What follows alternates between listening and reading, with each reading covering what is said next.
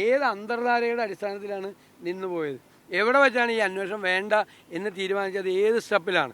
ഞാൻ അറിയാൻ കഴിഞ്ഞത് മുകളിൽ നിന്ന് ഇഡിക്ക് നിർദ്ദേശം വന്നു, ഇനി അതുമായി പ്രൊസീഡ് ചെയ്യണ്ട എന്നാണ് ഇൻഫോർമലായി ഞാൻ അറിഞ്ഞത്. ശരിയാണോ എന്ന് എനിക്കറിയില്ല.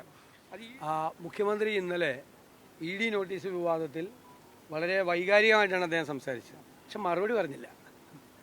വൈകാരികതയുടെ ഇടയിൽ മറുപടി പറഞ്ഞില്ല. അദ്ദേഹത്തിന് പ്രതിപക്ഷം പ്രതികരിച്ചതിലാണ്. കാരണം മുഖ്യമന്ത്രിയുടെ മകന് ക്ലിഫ് ഹൗസിലേക്ക് നോട്ടീസ് കൊടുത്തു എന്ന് പറഞ്ഞപ്പോൾ പ്രതിപക്ഷം പ്രതികരിക്കരുത് എന്നാണ് അത് ഉദ്ദേശിക്കുന്നത്. എം.എ. ബേബി വരെ പ്രതികരിച്ചു. പിന്നെയാണ് ഞാൻ പറഞ്ഞത്, നമ്മൾ കുറ്റപ്പെടുത്തിയൊന്നും പറഞ്ഞില്ലല്ലോ. മുഖ്യമന്ത്രി എന്താണ് സംഭവം എന്ന് വ്യക്തമാക്കണം. ലൈഫ് മിഷൻ്റെ കേസിലാണോ അല്ലെങ്കിൽ ലാവ്ലിൻ കേസിലാണോ, ഏത് കേസിലാണ്? കാരണം ഇ.ഡി ആണ് കൺഫേം ചെയ്തത് ഇങ്ങനൊരു നോട്ടീസ് കൊടുത്തിട്ടുണ്ടെന്ന്. എൻഫോഴ്സ്മെൻറ്റ് ഡയറക്ടറേറ്റ് എന്ന് വെച്ചാൽ സെൻട്രൽ ഏജൻസിയാണ്. അവർ കേരളത്തിലെ മുഖ്യമന്ത്രിയുടെ മകന് ക്ലിഫ് ഹൗസിൻ്റെ അഡ്രസ്സിൽ ഒരു നോട്ടീസ് കൊടുത്തിട്ടുണ്ടെന്ന് അവരാണ് കൺഫേം ചെയ്തത്. അപ്പോൾ അത് എന്ത് കാര്യത്തിനാണെന്ന് മറുപടി പറയേണ്ട അദ്ദേഹമാണ്.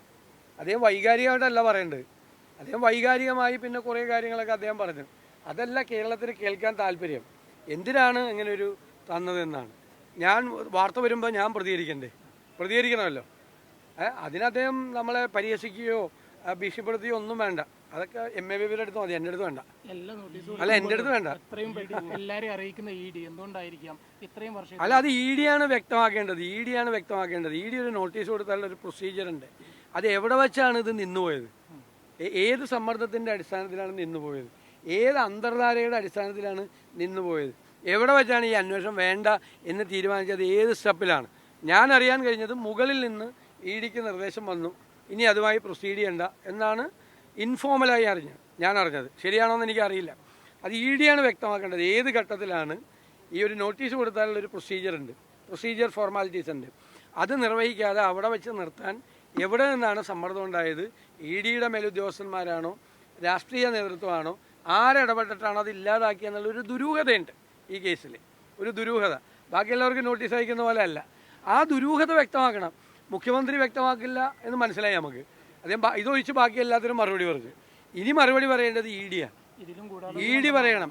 അല്ല, അവർ എന്ത് ഗൂഢാലോചന ചെയ്ത്? ഇഡി 2023 നോട്ടീസ് അയച്ച കാര്യം ഇഡിയുടെ വെബ്സൈറ്റിൽ തന്നെ കിടക്കുകയാണ്. ആ കാര്യം ഇപ്പോഴാണ് സാധാരണക്കാരറിഞ്ഞത്. നമ്മുടെ ജോലി എല്ലാ ദിവസവും രാവിലെ ഇഡിയുടെ വെബ്സൈറ്റ് എടുത്ത് നോക്കലല്ലോ. മാധ്യമപ്രവർത്തകരായ ആരോ അതറിഞ്ഞ് ആ വാർത്ത അവർ പുറത്തു കൊണ്ടുവന്നു. ഇഡി ഇങ്ങനെ ഒരു നോട്ടീസ് അയച്ചിട്ടുണ്ട്. മനോരമയിലാണ് ആദ്യത്തെ വാർത്ത വന്നത്. പിന്നീട് ബാക്കി മാധ്യമങ്ങളിലും വന്നു. അവരത് അന്വേഷിച്ചറിഞ്ഞു. അത് ഇഡിയുടെ വെബ്സൈറ്റിൽ കിടക്കുന്ന ഒരു നോട്ടീസാണ്. അതിന് എന്ത് ഗൂഢാലോചന?